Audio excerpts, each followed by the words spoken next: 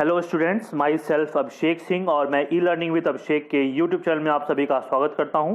आज हम लोग इस वीडियो में अधिगम के संबंधवादी सिद्धांत कॉग्निटिव थ्योरी ऑफ लर्निंग के अंतर्गत बीएफ स्किनर द्वारा प्रतिपादित क्रिया प्रसूत अधिगम के सिद्धांत स्किनर ऑपरेंट कंडीशनिंग थ्योरी, जिसको हम अन्य नाम इंस्ट्रूमेंटल कंडीशनिंग, ऑपरेंट कंडीशनिंग, सक्रिय अनुबंधन, आरएस थ्योरी इत्यादि अन्य नामों से भी जानते हैं, का विस्तृत अध्ययन करेंगे। यह वीडियो शिक्षक भर्ती परीक्षा सी टेट, यूपी टेट व अदर स्टेट टेट तथा बीएड और डीएलएड के छात्र छात्राओं हेतु अत्यंत महत्वपूर्ण है। अतः वीडियो को आप सभी लोग अंत तक देखिएगा और वीडियो को अधिक से अधिक मात्रा में लाइक करिए, शेयर करिए और चैनल को सब्सक्राइब करिएगा। वे स्टूडेंट्स जो चैनल पे नए हैं, सब्सक्रिप्शन बटन के बगल में बेल आइकन दिया है, उसको प्रेस करें ताकि हमारी आगामी वीडियो का नोटिफिकेशन में मिलता रहे। तो आइए स्टूडेंट्स, चलिए वीडियो को प्रारंभ करते हैं। सबसे पहले हम आते हैं क्रिया प्रसूत अधिगम के सिद्धांत पे। तो क्रिया प्रसूत अधिगम के सिद्धांत के प्रतिपादक कौन थे? तो इनके प्रतिपादक थे बीएफ स्किनर। बीएफ स्किनर का पूरा नाम क्या था? Burrhus Frederic Skinner. Okay, Burrhus Frederic Skinner B F Skinner का पूरा नाम था। इनका जन्म 20 मार्च 1904 को और इनकी मृत्यु 18 अगस्त 1990 को हुई। इन्होंने अपना जो ये सिद्धांत था क्रिया प्रसूत अधिगम का सिद्धांत, इसका प्रतिपादन 1938 में किया और ये यूनाइटेड स्टेट ऑफ अमेरिका के निवासी थे। इन्होंने अपना एक्सपेरिमेंट या इन्होंने अपना प्रयोग चूहे और कबूतर के ऊपर किया था। चूहे के ऊपर इन्होंने प्रयोग सन 1938 में और कबूतर के ऊपर इन्होंने एक्सपेरिमेंट 1943 में किया था। ओके, आगे चलते हम लोग। इनके सिद्धांत के कुछ उपनाम भी हैं, उस पे जानते हैं कि कौन कौन से इनके उपनाम हैं। एग्जाम में जरूर पूछता है ये, या तो इनका मुख्यतः सिद्धांत पूछ लेगा क्रिया प्रसूत अनुबंधन का सिद्धांत के प्रतिपादक कौन है, या इनके उपनाम में से कोई नाम पूछ के पूछेगा कि इसके प्रतिपादक कौन है। जैसे ऊपर आपको बता चुके हैं कि इंस्ट्रूमेंटल कंडीशनिंग भी इसको कहा जाता है, प्राचीन अनुबंधन का सिद्धांत, ऑपरेंट कंडीशनिंग, आर टाइप सिद्धांत, क्रिया प्रसूत अनुबंधन का सिद्धांत, साधनात्मक अनुबंधन का सिद्धांत, उत्सर्जित अनुबंधन का सिद्धांत, आरएस का सिद्धांत, सक्रिय अनुबंधन का सिद्धांत, नैमित्तिक अनुबंधन का सिद्धांत, कार्यात्मक अनुबंधन का सिद्धांत, कार्यात्मक प्रतिबद्धता का सिद्धांत और व्यवहारिक सिद्धांत। ये सभी इनके सिद्धांत के क्या है? उपनाम हैं। इनको अगर एग्जाम में किसी भी नाम से पूछे, अगर पूछ लिया आरएस सिद्धांत के प्रतिपादक कौन है, तो आपका जवाब क्या होगा? बीएफ स्किनर होगा। नैमित्तिक अनुबंधन के सिद्धांत के प्रतिपादक कौन है? तो बीएफ स्किनर होंगे वहां पे। तो किसी भी उपनाम से पूछे आपको, उसका जवाब क्या होगा? बीएफ स्किनर होगा। तो आप इसको अच्छे से याद करें। आगे चलते हैं स्टूडेंट्स, आते हैं लोग कि क्रिया प्रसूत होता क्या है। जिसका सिद्धांत है ना क्रिया प्रसूत, तो क्रिया प्रसूत होता क्या है तो उसको जान लेते हैं पहले हम लोग। मानव व जानवरों की ऐच्छिक क्रियाएं जिनका प्राणी पर्यावरण में सक्रिय रहकर व्यवहार करता है, उस व्यवहार को ही क्या करते हैं? हम क्रिया प्रसूत व्यवहार करते हैं। यानी कि मानव और जानवरों की ऐसी ऐच्छिक क्रियाएं जिसका प्राणी पर्यावरण में सक्रिय रहकर व्यवहार करता है, तो उस व्यवहार को हम क्या कहते हैं? क्रिया प्रसूत व्यवहार के नाम से जानते हैं। स्किनर महोदय ने बताया कि प्राणी सीखते समय निम्नलिखित दो प्रकार के व्यवहार करते हैं। पहला है रिस्पोंडेंट बिहेवियर और दूसरा है operant behaviour. Okay, respondent behaviour और दूसरा क्या है? Operant behaviour. इस दोनों के ऊपर चर्चा होगी आगे इसी क्लास में, इसी वीडियो में आगे चर्चा होगी आपसे। आगे चलते हैं हम लोग। यह सिद्धांत थांडाइक के प्रभाव के नियम पे आधारित है। ओके, यानी कि लॉ ऑफ इफेक्ट के ऊपर यह सिद्धांत क्या है? आधारित है, बेस्ड है। हम कह सकते हैं कि थांडाइक का जो सीखने का नियम था, जो कि लॉ ऑफ इफेक्ट है, उसके ऊपर इन्होंने बल दिया है, उसके ऊपर इन्होंने काम किया है, या फिर यह सिद्धांत उनके ऊपर आधारित है। अगर एग्जाम में पूछ दिया कि स्किनर का क्रिया प्रसूत अनुबंधन का सिद्धांत थांडाइक के किस नियम पे आधारित है, सीखने के किस नियम पे आधारित है, तो आप बता सकेंगे वहां पे लॉ ऑफ इफेक्ट, प्रभाव के नियम पे आधारित है। एक क्वेश्चन आप लोग से और है कि लॉ ऑफ इफेक्ट के प्रतिपादक थांडाइक हैं। लॉ ऑफ इफेक्ट का प्रतिपादन इन्होंने कब किया था? आप कमेंट के माध्यम से उसको बता सकते हैं। लॉ ऑफ इफेक्ट का प्रतिपादन इन्होंने कब किया था? ओके, आगे चलते हैं स्टूडेंट्स। इस सिद्धांत में उद्दीपक नहीं है, सिर्फ अनुक्रिया है। ऐसा मानना था बीएफ स्किनर का कि जो उनका सिद्धांत है उसमें उद्दीपक की आवश्यकता नहीं है, सिर्फ अनुक्रिया होती है। यानी कि क्या करते हैं इन्होंने एक्सपेरिमेंट के माध्यम से साबित किया कि पहले प्राणी क्या करता है, रिस्पॉन्स करता है, अनुक्रिया करता है, फिर उसके बाद हम क्या करते हैं, उसको रेनफोर्समेंट, पुनर्बलन प्रदान करते हैं। और जबकि इसके पहले आप मेरे प्लेलिस्ट में देख सकते हो जो पावलोव का वीडियो बना था, पावलोव के वीडियो में क्या है कि पावलोव प्राणी से अनुक्रिया करवाने के लिए कोई न कोई उद्दीपक, यानी कि अनुक्रिया करवाने के लिए, रिस्पांस करवाने के लिए कोई न कोई स्टिमुलस का यूज करते हैं, कोई न कोई उद्दीपक का यूज करते हैं। जैसे आपने देखा बिल्ली को पिंजरे से बाहर आने के लिए हाथ पे मारना पड़ा था, किसके लिए, भोजन को प्राप्त करने के लिए, दूध को या जो मछली रखी हुई थी मछली को खाने के लिए वो हाथ पे मारना प्रयास किया। तो वहाँ पे अधिक प्रभावी क्या था, अधिक प्रभावी वहाँ पे वो भोजन था, वो मछली था, वो या फूड था जिसके लिए बिल्ली हाथ पर मार रही थी, अनुक्रिया कर रही थी। तो वो तो पावलोव का था। लेकिन इनके में क्या है, स्किनर में, कि उद्दीपक की आवश्यकता नहीं है, प्राणी स्वयं अनुक्रिया करेगा और अनुक्रिया अगर अच्छी करता है, ठीक करता है, सही करता है तो हम क्या करेंगे, उसको पुनर्बलन प्रदान करेंगे। पूरा का पूरा थ्योरी इसी के ऊपर बेस्ड है। आगे चलते हैं, चलिए आते हैं हम लोग स्किनर के एक्सपेरिमेंट पे। स्किनर एक्सपेरिमेंट विथ रैट, यानी इन्होंने चूहे के ऊपर जो प्रयोग किया था उसके ऊपर हम आते थे पहले। और यहाँ पे आप देख रहे हो एक बॉक्स बना हुआ है जिसके अंदर एक चूहा है, और इस बॉक्स को स्किनर के जितने स्टूडेंट्स थे जो उनके अंडर में पीएचडी कर रहे थे, उन्होंने क्या कर दिया, इसको एक नाम दे दिया और ये नाम उन्हीं के ऊपर था, द स्किनर बॉक्स। एक यहाँ पे बॉक्स दिखाई दे रहा है आपको जिसमें एक चूहा है, उसके जस्ट नीचे इलेक्ट्रॉनिक गिट लगी हुई है, सामने साइड फूड कप रखा हुआ है और उसमें आपको लीवर, लाइट, सिग्नल और स्पीकर, ये सभी इंस्ट्रूमेंट उसमें लगे हुए हैं। चूहा इसमें करता क्या है, आप इस एक्सपेरिमेंट में देखोगे कि चूहा इसमें करता क्या है कि स्किनर ने उसमें एक भूखे चूहे को बंद कर दिया। चूहा पहले इधर उधर भागा, सूंघा, पिंजरे से बाहर निकलने के लिए उसको काटा या समझी जो कुछ किया अपना। इसी कार्य के दौरान उससे लीवर नीचे की तरफ प्रेस हो गया, नीचे की तरफ दब गया, जिससे क्या हुआ कि जो फूड कप था उसमें बाहर रखे हुए फूड का कुछ दाना या कुछ गोली इसमें आ जाती है और चूहा पहले उसको देखता नहीं है, और उसके साथ साथ जब वो गोली आती है तो उसमें लाइट होता है, स्पीकर होता है, वो सभी साउंड करते हैं। तो चूहा उसको कुछ टाइम बाद देखता है और खा लेता है। तो जितनी बार वो सही अनुक्रिया करता है उतनी बार क्या करते हैं, उसको रेनफोर्समेंट, पुनर्बलन मिलता है, भोजन मिलता है उसको। लेकिन जब वो गलत अनुक्रिया करता है तो उससे क्या होगा, नकारात्मक पुनर्बलन मिलेगा उसको। यहाँ पे बिजली का शॉक लगता है, हल्का सा झटका लगता है इलेक्ट्रॉनिक गिट की वजह से, जिससे चूहे को पता चलता है वो गलती हुआ है वहाँ पे। इसको हम समझते हैं आगे एक्सपेरिमेंट। ये देखिए इन्होंने चूहे को जो प्रयोग किया था, एक भूखे सफ़ेद चूहे को स्किनर बॉक्स में डाल दिया जाता है, छोड़ दिया जाता है। जो बॉक्स था वो ध्वनि रोधी था। बॉक्स की दीवार से निकला हुआ एक लीवर था जिसका संबंध एक स्वचालित मशीन से होता था, जिससे कि लीवर दबाने की अनुक्रिया की रिकॉर्डिंग अपने आप हो जाती थी।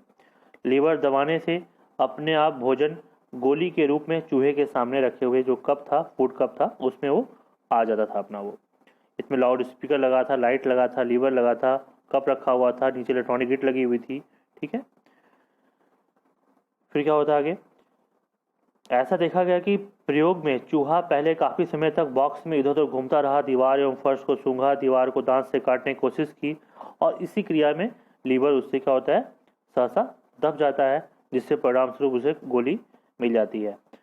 बाद के प्रयास में वो बॉक्स में इधर उधर घूमने या सूंघने इत्यादि में समय व्यतीत नहीं करता है, और वो क्या करता है, बॉक्स में छोड़े जाने पे सीधे जाता, लीवर को दबाता और वो भोजन की गोली को प्राप्त कर लेता और खा लेता।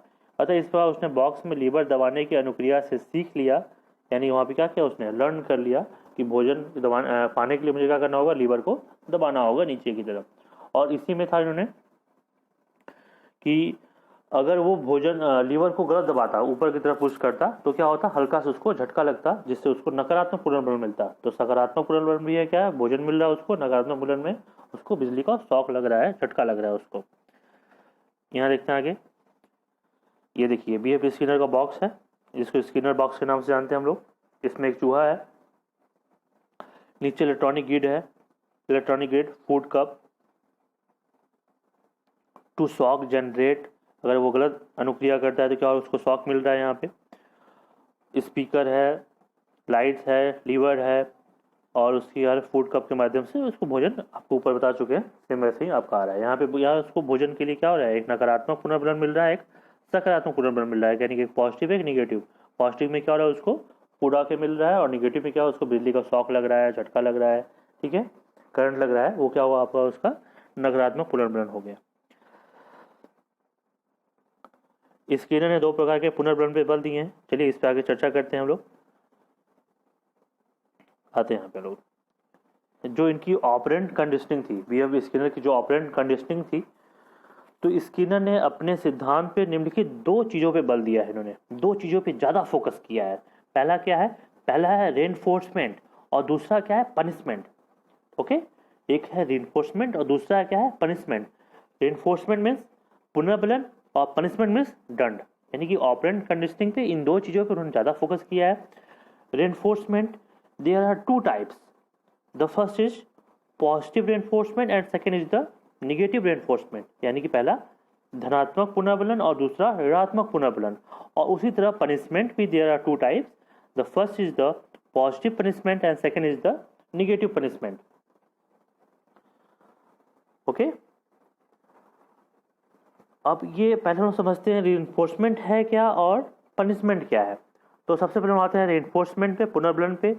एक अच्छे व्यवहार को बार बार करवाना या बार बार रिपीट करवाने के लिए जो कार्य या व्यवहार किया जाता है वो क्या कहलाता है, पुनर्बलन कहलाता है। फिर से सुन लीजिए, एक अच्छे व्यवहार को बार बार करवाने के लिए, बार बार रिपीट करवाने के लिए जो कार्य या व्यवहार हम करते हैं या किया जाता है वो क्या कहलाता है, पुनर्बलन, रेनफोर्समेंट कहलाता है।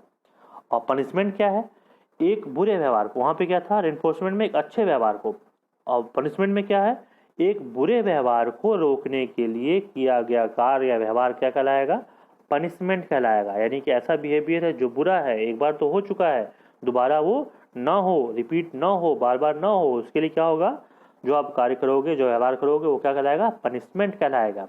And there are 2 types, positive punishment and negative punishment. And पुनर्बलन में भी आएंगे, रेनफोर्समेंट में भी आएंगे, तो वहाँ भी पॉजिटिव है, नेगेटिव है। अब आते हैं लोग पॉजिटिव क्या है, नेगेटिव क्या है, इसको जानते हैं।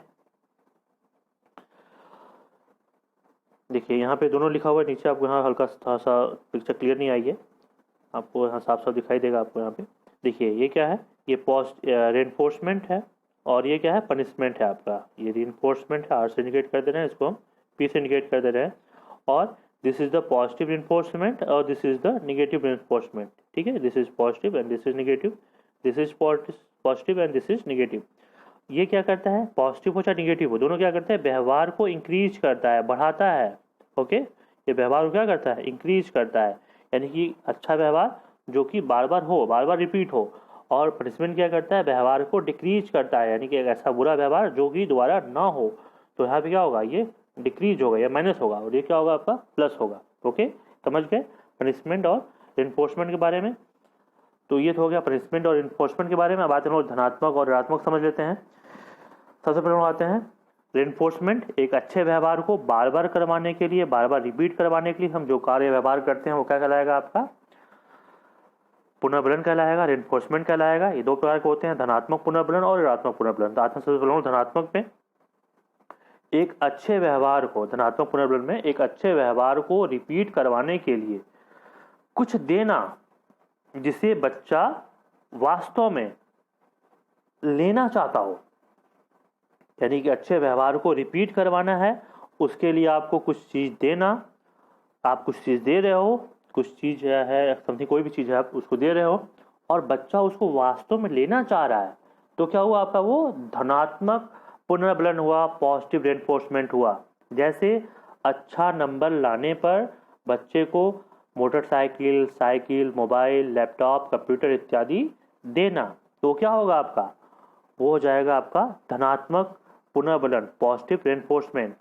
और निगेटिव क्या है, एक अच्छा व्यवहार करवाने के लिए बच्चे से कोई चीज वापस लेना या दी हुई चीज वापस लेना, क्या कहलाएगा, ऋणात्मक पुनर्बलन कहलाएगा, ठीक है, निगेटिव रेनफोर्समेंट कहलाएगा। यानी कि अच्छा व्यवहार करवाने के लिए बच्चे से कुछ चीज वापस लेना, कोई दी हुई चीज़ वापस लेना, तो क्या कहलाएगा हमारा, वो ऋणात्मक पुनर्बलन कहलाएगा। जैसे कि आपने पॉजिटिव में क्या किया, उसको मोबाइल दे दिया, अब वो बच्चा क्या कर रहा है, पढ़ाई नहीं कर रहा है, अब वो इतना अच्छा व्यवहार नहीं कर रहा है, हमेशा मोबाइल में बिजी है, तो आप क्या करते हो, कुछ टाइम के लिए आप उससे क्या करते हो, मोबाइल ले लेते हो और बोलते हो कि जब आप फिर से अच्छा नंबर लाओगे तो आपको वापस कर देगा। यानी कुछ टाइम तक लेना है, होल्ड करना है, और बच्चा जैसे ही अपना अच्छा व्यवहार करता है फिर आपको क्या करना है, उसको दे देना है।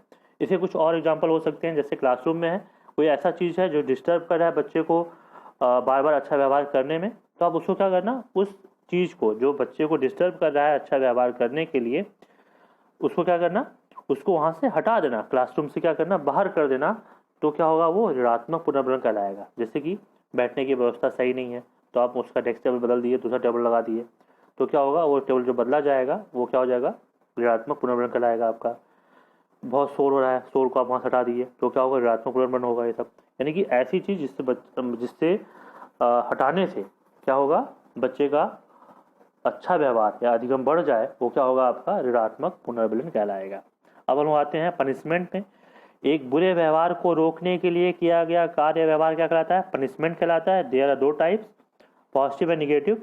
पॉजिटिव में आते हैं धनात्मक, दंड में आते हैं हम लोग। तो बुरे व्यवहार को रोकने के लिए, बुरे व्यवहार को रोकने के लिए कुछ चीज देना जिसे बच्चा लेना नहीं चाहता है। दिस इज पॉजिटिव पनिशमेंट हो गया। यानी कि एक बुरा व्यवहार है, उसको रोकने के लिए, बार बार ना हो, एक बार हो चुका है दोबारा ना हो, बार बार ना हो, उसको रोकने के लिए कुछ चीज़ या कोई ऐसी चीज़ देना जिसे बच्चा नहीं लेना चाहता है। जैसे पिटाई करना, एक्स्ट्रा होमवर्क देना। अब कोई बच्चा नहीं चाहता कि उसकी पिटाई हो, कोई बच्चा एक्स्ट्रा होमवर्क नहीं चाहता, तो आप अगर उसको पिटाई करते हो, एक्स्ट्रा होमवर्क देते हो, तो क्या होगा, वो पॉजिटिव पनिशमेंट होगा, धनात्मक दंड होगा आपका। ठीक है, आप बच्चे ने शरारत किया, आपने बच्चे की पिटाई कर दिया, वो क्या हो गया, पॉजिटिव पनिशमेंट हो गया। एक्स्ट्रा वर्क दे दिया, पॉजिटिव पनिशमेंट हो गया। अब आते हैं निगेटिव पनिशमेंट में क्या होता है, बुरे व्यवहार को रोकने के लिए कोई चीज लंबे समय तक बच्चे से वापस ले लेना, छीन लेना। ठीक है, तो क्या कहलाएगा आपका, निगेटिव पनिशमेंट कहलाएगा आपका। बुरे व्यवहार को रोकने के लिए कोई चीज लंबे समय तक बच्चे से छीन लेना क्या कहलाएगा आपका, निगेटिव पनिशमेंट कहलाएगा आपका। ठीक है सॉरी, आगे चलते हैं हम लोग। कुछ इंपॉर्टेंट नोट है इसमें, जैसे पनिशमेंट हमें कभी नहीं बताता है कि हमें क्या करना है। पनिशमेंट हमें हुआ, चाहे आपको हुआ, चाहे स्टूडेंट को हुआ, ये कभी नहीं बताएगा कि हमें क्या करना है। पनिशमेंट हमें बताता है कि क्या चीज़ नहीं करना है। ठीक है, क्या करना है वो कभी नहीं बताएगा, लेकिन क्या चीज़ नहीं करना है वो हमको क्या बताता है, पनिशमेंट बताता है। इसमें इंपॉर्टेंट ये है कि पनिशमेंट कितना दिया जाए। पनिशमेंट की मात्रा लेवल पे डिपेंड करता है कि इंपॉर्टेंट क्या है कि पनिशमेंट को कितनी मात्रा में दिया जाए। कभी कभी पनिशमेंट से भी हम क्या करते हैं, हमें मोटिवेशन मिलता है। अभी प्रेरणा प्रदान होती है पनिशमेंट से भी। जैसे कभी कभी होता है ना, टीचर आपकी बुराई की, आपको मोटिवेशन है कि नहीं, इसने मुझे बुराई किया है, उसने मुझे ऐसा बोला है, तो हम क्या करेंगे, अच्छा बन के दिखाएंगे। तो क्या हुआ, वहाँ पे मोटिवेशन पैदा कर रहा है। अल्बर्ट बंडूरा महोदय ने बताया कि हम हमेशा कोई भी चीज़ खुद एक्सपीरियंस करके नहीं सीखते हैं, मतलब हमेशा अपने आप पे उसको एक्सपीरियंस नहीं करेंगे। हम क्या करते हैं, कभी कभी मतलब ये ज़रूरी नहीं कि हम स्वयं उसको एक्सपीरियंस करें, उस चीज़ को, अच्छी चीज़ हो चाहे बुरी चीज़ हो, फिर सीखें। हम कभी कभी क्या करते हैं कि कई बार क्या करते हैं कि दूसरों के पनिशमेंट से, दूसरों के रिवार्ड से, दूसरों के एक्सपीरियंस से क्या करते हैं, हम सीखते हैं। दूसरे को एक्सपीरियंस है, उससे हम सीखेंगे। दूसरे को कोई पनिशमेंट मिला है, उससे हम सीखेंगे। दूसरे को कोई रिवार्ड मिला है, उससे हम सीखेंगे। तो ये ज़रूरी नहीं है कि हर एक चीज़ को सीखने के लिए हम अपने आप पे एक्सपेरिमेंट करें, एक्सपीरियंस करें, ऐसा ज़रूरी नहीं है। हम दूसरे के भी एक्सपीरियंस से सीख सकते हैं। जैसे क्लासरूम में किसी बच्चे ने शरारत किया, टीचर ने उसकी पिटाई कर दिया। अब हम भी उस क्लासरूम में, आप भी क्लासरूम में एक स्टूडेंट के रूप में हैं, तो क्या वो कार्य हम करेंगे कि हमारी पिटाई हो? हम वो कार्य देख लिए कि उस बच्चे की पिटाई हुई, तो हम उस कार्य को नहीं करेंगे, क्योंकि हम जानते हैं कि इसका परिणाम क्या होगा, पिटाई होगी, तो उस कार्य को हम नहीं करेंगे। यानी दूसरे के जो पनिशमेंट था उससे क्या हुआ, हमने सीख लिया। तो ये हो गया आपका पनिशमेंट का कुछ इंपॉर्टेंट फैक्ट। तो आपके स्किनर ने ऑपरेंट कंडीशनिंग में दो चीज़ों पे बल दिया है, रिइंफोर्समेंट पे और पनिशमेंट पे, और दोनों के दो टाइप्स हैं, पॉजिटिव निगेटिव। और पॉजिटिव निगेटिव आपको बता चुके हैं अच्छे तरीके से। आगे चलते हम लोग हैं, अब लोग आते हैं schedule of reinforcement. Schedule of reinforcement, इसमें स्किनर महोदय ने बताया there are two type of reinforcement, यानी कि बेसिक हम बात करें तो there are two type of reinforcement, और उसको अन्य नामों से हम जानेंगे तो बहुत सारे और मिलेंगे, लेकिन there are two type of reinforcement. The first is the continuous reinforcement and second is the partial reinforcement. ठीक है, continuous and partial. continuous मतलब क्या हुआ, मतलब कि एक क्लासरूम है और आप उसमें टेस्ट है, सपोज दैट 10 टेस्ट है, और क्लासरूम समथिंग हुई, उसमें 10 टेस्ट है और आप हर टेस्ट पे क्या कर रहे हो, उसको रिइंफोर्समेंट दे रहे हो। तो स्टार्टिंग में तो जैसे कि टेस्ट फर्स्ट आपने वहाँ पे रिइंफोर्समेंट दिया, टेस्ट सेकंड दिया, थर्ड दिया, फोर्थ दिया, कंटिन्यूस आप दे चले आ रहे हो, तो क्या होगा, ये स्टार्टिंग तो सीखने के लिए बहुत अच्छा है। स्टार्टिंग बच्चा बहुत सीखेगा, चलो ठीक है मुझे रिइंफोर्समेंट मिल रहा है, टेस्ट हुआ, आपने उसको टॉफ़ी दिया, चॉकलेट दिया, चलो बहुत अच्छा है, बच्चे ने सीखा। लेकिन एक टाइम ऐसा आ जाएगा कि बच्चा वहाँ पे क्या हो जाएगा, लालची हो जाएगा, कि जब तक आप मुझे रिइंफोर्समेंट नहीं दोगे हम नहीं करेंगे टेस्ट। ओके, तो वो क्या हो गया, कंटिन्यूअस हो गया। दूसरा जो आपका पार्शियल आता है, there are two type in partial, the first is interval and second is ratio. जैसे आपको यहाँ फिगर में दिखाई दे रहा है, रेशियो और इंटरवल, ये क्या हो गया, पार्शियल रिइंफोर्समेंट के टाइप्स हैं, रेशियो रिइंफोर्समेंट और इंटरवल रिइंफोर्समेंट, और इनके भी दो टाइप्स हैं, एक फिक्स्ड है और एक वेरिएबल है। इंटरवल के भी फिक्स्ड है और वेरिएबल है। आप तो देखिए पार्शियल में क्या होगा कि कंटिन्यूअस में था कि आप कंटिन्यूअस दे रहे हो, पार्शियल में क्या है कि आपको कंटिन्यूअस नहीं देना है। आप क्या कर रहे हो, उसमें इंटरवल और रेशियो के बिहाफ पे दे रहे हो, फिक्स्ड कर लिए हो, वेरिएबल कर लिए हो। लेकिन इसमें दोनों में अच्छा कौन सा होता है, बेस्ट कौन सा पड़ता है अधिगम में, तो वेरिएबल यहाँ पे बेस्ट पड़ता है। ठीक है, और वो भी रेशियो के अंदर अगर वेरिएबल होगा तो आपका बेस्ट पड़ेगा, वहाँ पे क्या होगा, अधिगम आपका अच्छा होगा, ज़्यादा मात्रा में होगा। चलिए आगे चलते हैं हम लोग हैं। अब देखो यहाँ पे जो बताया गया टू टाइप ऑफ रिइंफोर्समेंट, एक तो कंटिन्यूअस है, सेकंड इज पार्शियल, और उसी को बहुत सारे अन्य मनोवैज्ञानिक हैं उन्होंने अन्य बांटा है। जैसे पार्शियल हो गया, सॉरी प्राइमरी रिइंफोर्समेंट और सेकेंडरी रिइंफोर्समेंट। प्राइमरी में हो जाएगा आपका फूड, वाटर एंड सेक्स, और सेकेंडरी में जो हो जाएगा आपका मनी हो गया, स्माइल हो गया, ग्रेड हो गया, नंबर हो गया, ये क्या हो जाएगा आपका सेकेंडरी रिइंफोर्समेंट हो जाएगा। तो ऑपरेंट कंडीशनिंग में भी बांटा गया है, प्राइमरी और सेकेंडरी के भी यहाँ पे बांट सकते हो आप, पॉजिटिव निगेटिव के भी यहाँ पे बांट सकते हो आप, कंटिन्यूअस एंड पार्शियल के भी यहाँ पे बांट सकते हो आप। तो तीनों का आपको एग्जाम्पल हम बता चुके हैं, कंटिन्यूअस और पार्शियल क्या है, प्राइमरी और सेकेंडरी क्या है, पॉजिटिव और निगेटिव रिइंफोर्समेंट क्या है। आगे चलते हैं हम लोग स्टूडेंट्स, आते हैं सिद्धांत के कुछ मुख्य बातें, यानी कि जो स्किनर का क्रिया प्रसूत अनुबंधन का सिद्धांत है उसकी कुछ मुख्य बातें क्या क्या हैं, इंपॉर्टेंट फैक्ट क्या क्या हैं। तो आते हैं सबसे पहले लोग अभिक्रमित अनुदेशन का जन्म। पीएफ स्किनर को हम लोग क्या कहते हैं, प्रोग्राम इंस्ट्रक्शन अभिक्रमित अनुदेशन का प्रतिपादक भी मानते हैं, जन्म देने वाला भी मानते हैं। इन्होंने अभिक्रमित अनुदेशन को जन्म दिया। There are 3 type of programme instruction, जिस पे आगे चर्चा होगी आपसे, इसका एक अलग से वीडियो बना देंगे। इस वीडियो में आपको थोड़ा सा चर्चा करेंगे, आगे लास्ट में बताएंगे इसके बारे में। इन मुख्य बातें में आते हैं तो बस यही जानिए कि अभिक्रमित अनुदेशन का जन्म भी किसने किया था, स्किनर महोदय ने किया था। पुनर्बलन को सर्वाधिक महत्व किसने दिया, बीएफ स्किनर ने दिया, कि रिइंफोर्समेंट मोस्ट इंपॉर्टेंट है, पनिशमेंट से ज़्यादा इंपॉर्टेंट क्या आपका है, रिइंफोर्समेंट है। नेक्स्ट, प्राणी को सही अनुक्रिया करने पे तुरंत पुनर्बलन दिया जाए। अगर बच्चा है, स्टूडेंट है, प्राणी है, अगर वो सही अनुक्रिया कर रहा है तो आप क्या करें, उसको तुरंत रिइंफोर्समेंट दें। सकारात्मक पुनर्बलन दिए जाने पर प्राणी क्रिया को दोहराता है। अगर आप उसको पॉजिटिव या सकारात्मक रिइंफोर्समेंट देंगे, पॉजिटिव रिइंफोर्समेंट देंगे तो क्या होगा, प्राणी उस क्रिया को बार बार दोहराएगा। और नकारात्मक पुनर्बलन से क्या होगा, क्रिया में कमी आती है। नकारात्मक क्या है, यहाँ पे नकारात्मक पुनर्बलन हो गया, नकारात्मक यहाँ पे दंड होना चाहिए था, कोई बात नहीं। पुनर्बलन से क्रिया में क्या होगा, कमी आती है। ये कुछ फैक्ट हो गया, कुछ मुख्य बातें हो गई। अब आगे चलते हैं हम लोग स्टूडेंट्स। स्किनर ने अपने आधार अपने सिद्धांत में इस आधार बताया कि प्राणी सीखते समय दो प्रकार का व्यवहार करते हैं। जैसे आपको स्टार्टिंग में बताया हम लोगों ने कि प्राणी क्या है कि सीखते समय दो तरह का व्यवहार करते हैं। पहला आपका रिस्पोंडेंट बिहेवियर, दूसरा आपका ऑपरेट बिहेवियर आपका। तो पहला आते हैं हम लोग इस प्रकार के ऑपरेंट बिहेवियर, दूसरा हो गया आपका पहला आते हम लोग है इस प्रकार के व्यवहार में उद्दीपक की जानकारी होती है। इसे अनुक्रियात्मक व्यवहार और ज्ञात उद्दीपक के प्रति होने वाली अनुक्रिया प्रकाशित कहलाती है। अनुक्रिया प्रकाशित अनुक्रिया कहलाती है। ठीक है, यानी एक लाइन में साफ साफ कहें तो ये क्या हो गया आपका रिस्पोंडेंट बिहेवियर हो गया।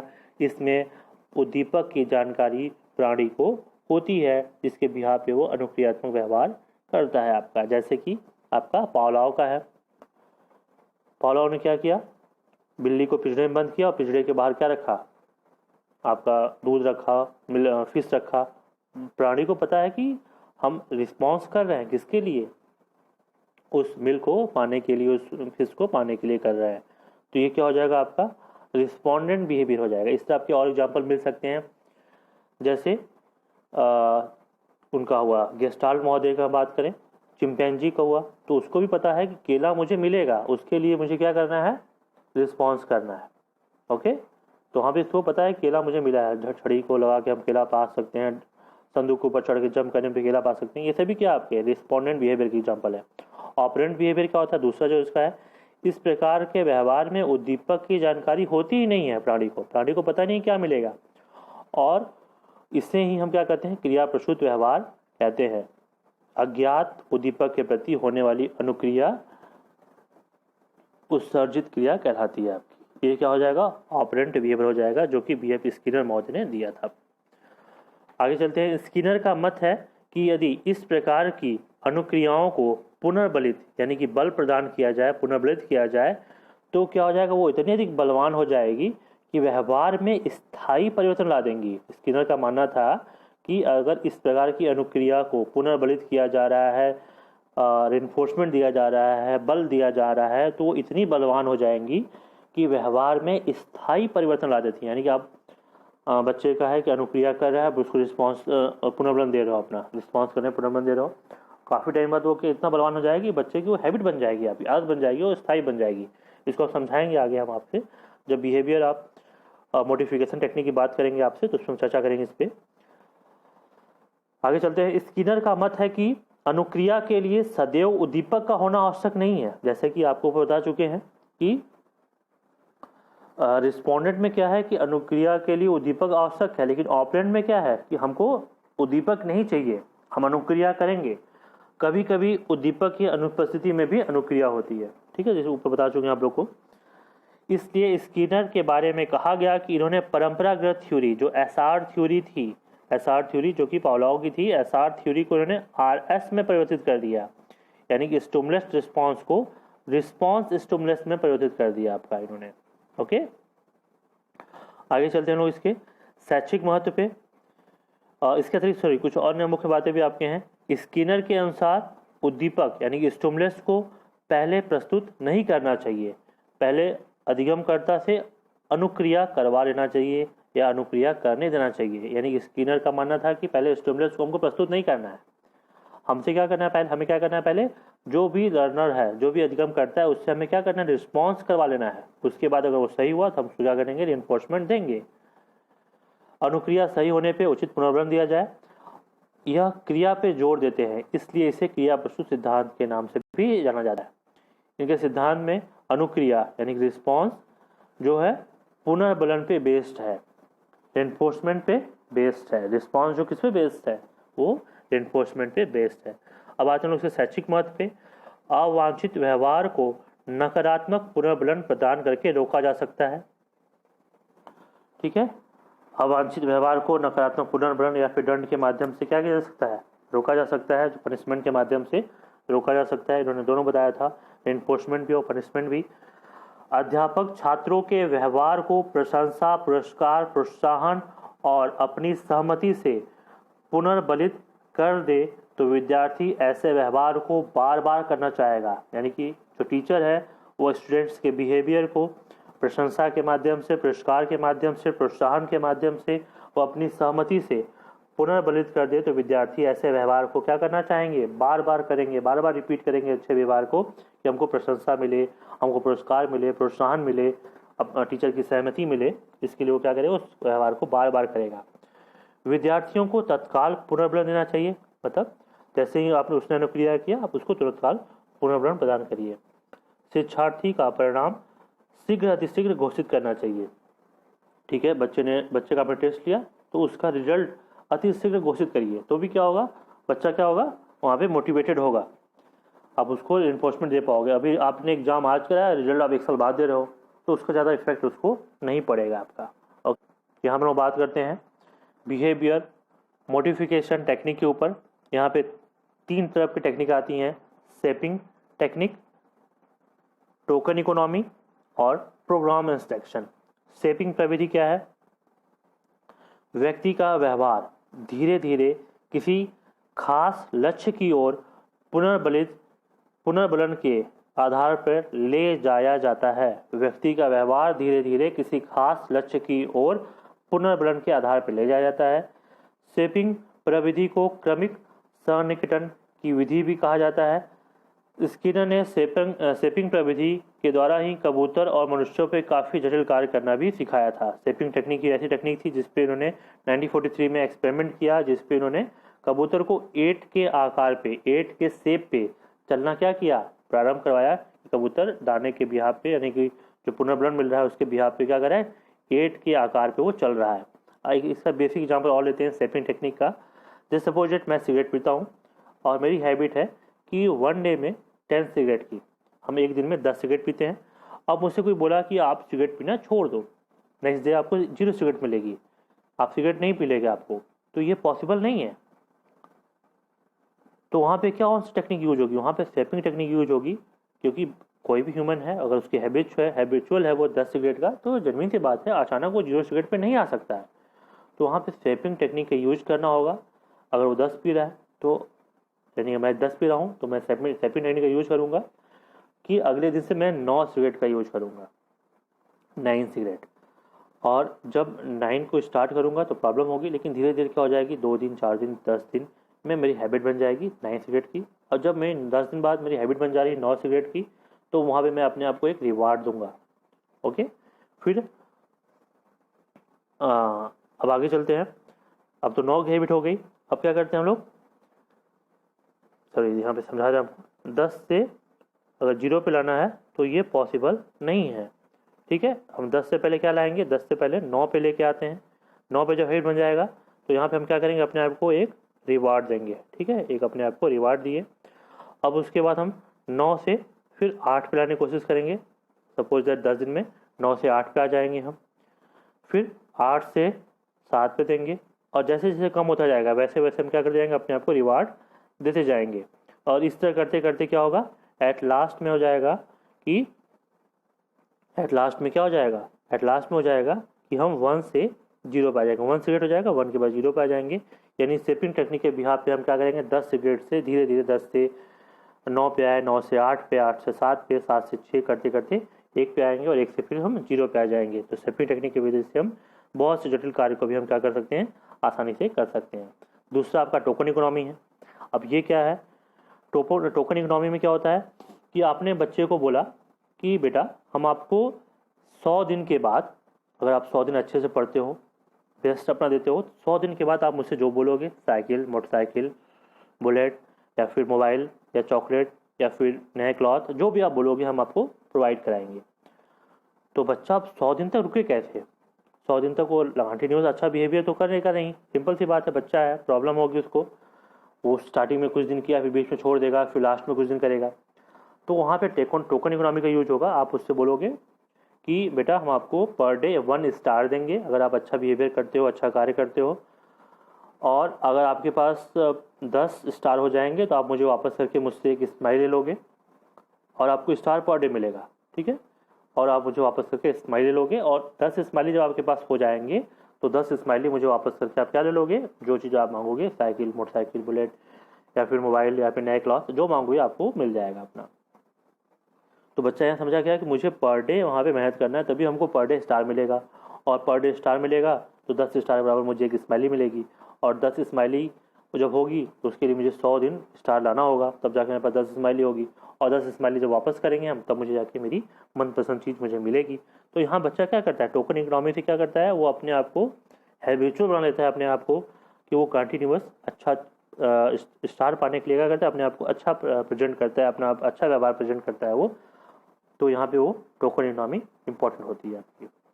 लास्ट आते हैं हम लोग प्रोग्राम इंस्ट्रक्शन पे, जिसको हम अभिक्रमित अनुदेशन कहते हैं, जिसका मतलब होता है स्टेप में पढ़ना। इसको भी BF स्किनर मॉडल ने दिया था, जिसमें क्या होता है कि स्टेप के माध्यम से पढ़ना। जैसे आप लोग गेम खेलते हो तो गेम में लेवल होता है, लेवल 1, लेवल 2, लेवल 3, लेवल 4, इस तरह कई लेवल होते हैं उसमें।